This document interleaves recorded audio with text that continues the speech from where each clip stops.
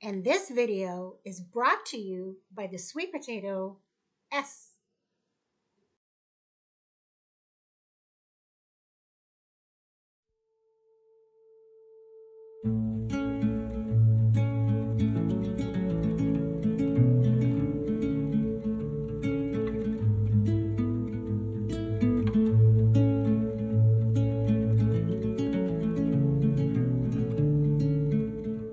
Hi everybody, thank you so much for joining me here today at Re-Written Vintage Homestead.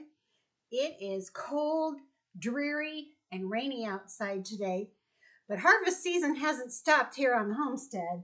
And today I'm going to can all of my sweet potatoes that I have left.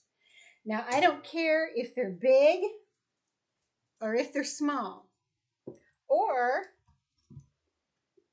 let's see if I can find if they're ugly, because I'm going to cut the bad parts out and I'm going to preserve every bit of the sweet potatoes that I grew for this upcoming winter. So I hope you'll join me. And are you still harvesting at your house? I was amazed this week. I had to run into the store for a few things, what I saw in the middle of harvest season. La la la la, pro-reaction, Yuletime carol, la la la la la la la la. See the blazing Yule before us, la la la la la la la la. Strike the harp and join the chorus, la la la la la la la la. So since it's so yucky outside today, we're going to do everything fall in here today. And I started with my acorns. I had collected a bunch of acorns. I washed them very well, took the caps off, and baked them for about a half an hour at a very low temperature, about 200. After you wash your acorns and your pine cones, you're going to want to let them dry overnight. And now I've got mine on a cookie sheet here. I've got my oven set at 200. And I'm going to put them in the oven for, now typically you can do pine cones for just like 15 to 30 minutes. But the acorns take a little longer. You want to make sure you kill all the bugs that are inside. So I'm going to leave them in for a couple hours. I have dehydrated orange slices. Even if they're broke, I save them. Orange slices, my pine cones, my acorns, my acorn tops, and some smaller pine cones. But now is the time, if you really enjoy doing nature crafts, that you go out and get that free abundance. And all you have to do is make sure there's no defects. There aren't any that are broke. You don't see any bug holes. And the ones that are good, you wash, you bake. You let dry completely, and then you're good to go. But today we're going to tackle these sweet potatoes. So let's get going. So the first thing you're going to want to do is to wash them really, really well. Make sure you have all the dirt off of them.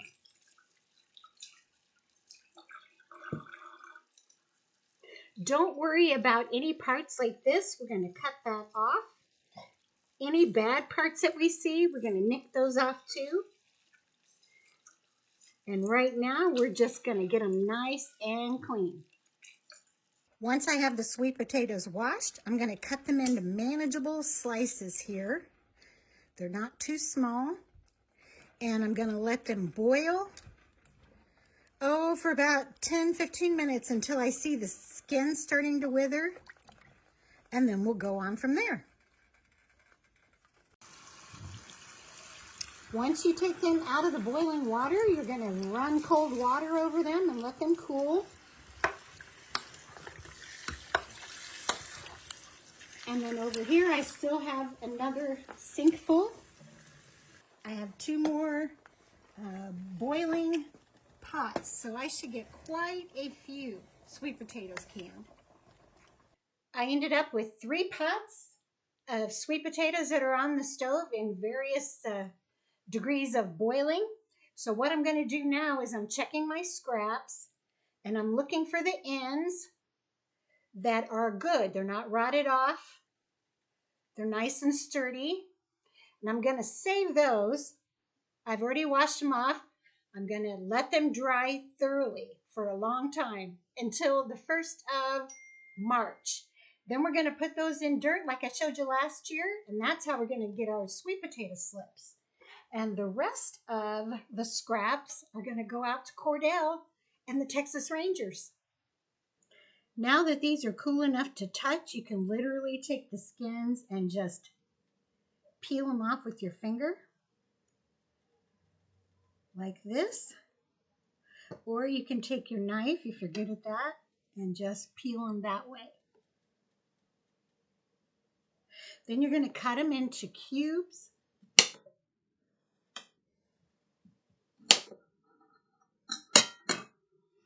And I'm going to put mine in the refrigerator overnight, and I'm going to can them tomorrow. So last night I spent the night cooking my sweet potatoes and then skinning them and cutting them into cubes. And I'm really glad that I put them in the refrigerator overnight because now they'll hold their shape for me and won't become mush. So today I'm going to do part 2 and I'm going to cook them and can them. So let's come down here. I'm going to drop these into my canning jars, and I ran my canning jars through the hot setting on the dishwasher so they're nice and clean. And I'm going to fill these up and leave about an inch headspace.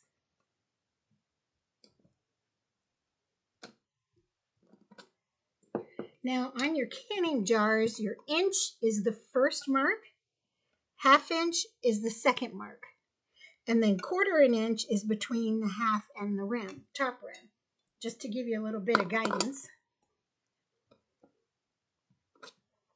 There we go. So I think I'm going to let it go on this jar to right about here. I need to make a simple syrup to cook these in. So typically I would use 2 cups of sugar, 2 cups of water, but since I have so many sweet potatoes, I'm going to double it.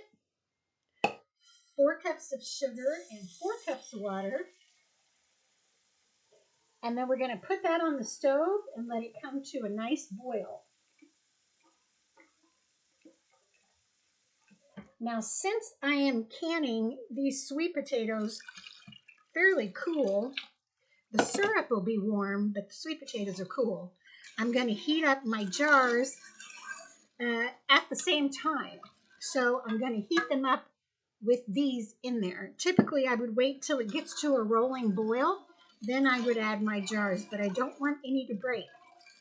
So I'm going to go ahead and let this come to a boil, and then we'll add it to our sweet potato jars. So I cooked my sugar water down. I just brought it to boiling. And, you know, this is a matter of preference, taste. So I like mine sweet.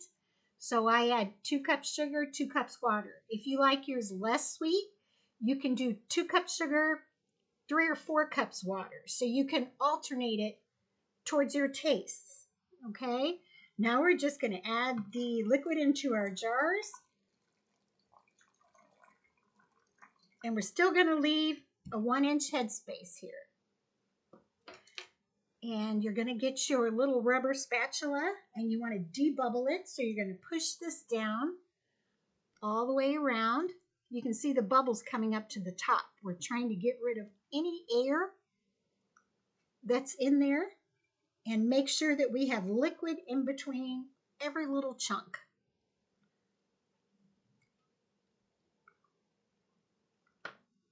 I'm going to add a little more liquid.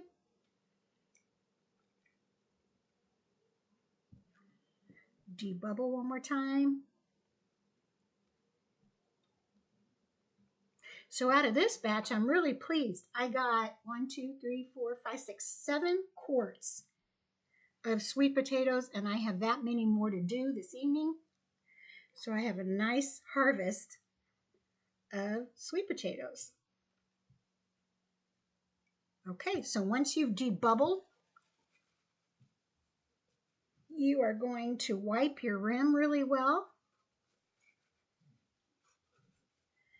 And I need to get my lids out of the canner here. Bulb says that you don't need to reheat these anymore, but I still do. Just bring them to like a warm. There you go, just finger tight. Now I'm going to put these in the canner. My canner is just warm, it's not hot. And I'm going to let them process as soon as they start boiling for 1 hour. The color just comes out, you know, when you're done water bath canning. I got 7 jars yesterday, and I have more to do, but I have to do this all in between my lunch hour and in the evening. So today I ran outside and I got my pumpkins that are starting to not look their best. So today it's a rainy day, it's gloomy, and it's just a matter of time before my pumpkins start rotting that I have put outside to decorate with. So I don't want to let them go to waste. I want to make some pumpkin puree. So come on down and join me. The seeds of my pumpkins.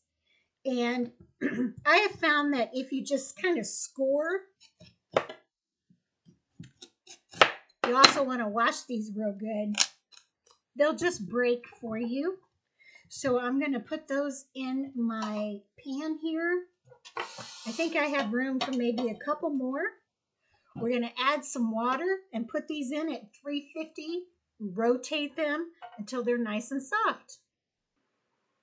Now that these are nice and cool, they're going to be easy to cut, just like you're slicing butter. You just scoop the meat out of the pumpkin like this. You want to get as much of that pulp as you can, and you can trim off any of the peel. For your big pieces here, they slice very easily now. You just cut through those and continue to take out the meat of the pumpkin. And once I have all of these done, I'm going to put them in my blender and blend them until I have a very nice puree. My puree is blended. I've got my freezer bag here. I put 2 cups in each bag because most recipes call for 2 cups of pumpkin. So I just put that in my freezer bag there.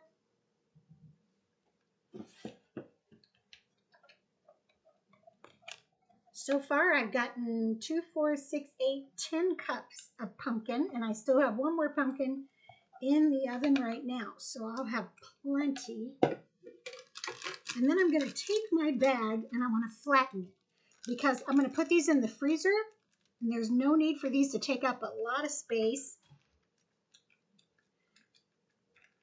And I want to try to get most of the air out that I can. So I'm going to start here at the corner and push a little more air out. And then I'll seal the corner and I'll take these out to the freezer.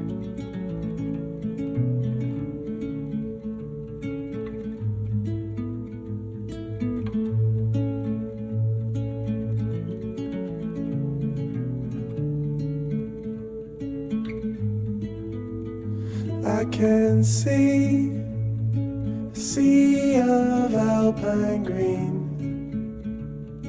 something that will stay with me. Sky is wrapped in blue, wish that I could share with you, like a photograph when times are good, when a flower begins to bloom. Life never felt so good.